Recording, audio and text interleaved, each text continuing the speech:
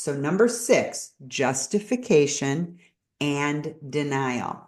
Now, justification, this doesn't mean solely justification solely to the betrayed partner, your spouse. This is in your own mind. Let's go back to that cognitive dissonance. In your own mind, you have found a way to justify this. Your situation is unique. Your situation isn't cheating or isn't that bad. My husband, and this is another reason that I trusted him so much and why this was such a blind side for me, because I remember my husband coming back from a couple work trips, and you may have heard this story before because I share it all the time. I remember him coming back from a couple work trips, and he would openly tell me about a man or a couple men that he was with on, on this business trip, who were cheating on their wives, who were going off getting happy endings at massages or going to see a prostitute or whatever it was.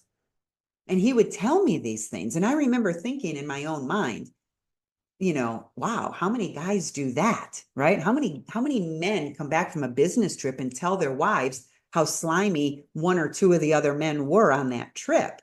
So even though I never had any connection to cheating per se from his perspective, in a way, it made me trust him even more. He wasn't doing it deliberately. Why he was doing it was because of this number 6. In his own mind, his relationship with this affair partner was unique. He was different. Those other guys were slime balls, and that's why he was very comfortable telling me about them, because he wasn't like them.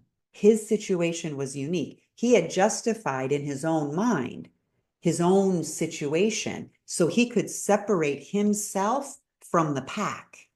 So that is 6, justification and denial. Unfaithful partners convince themselves that their story is justified, that their situation is justified, it's unique. Now, if there hasn't been any sex, any actual physical cheating yet, that's usually the justification piece. It's still very innocent. We haven't had sex, we haven't kissed, we haven't crossed that line.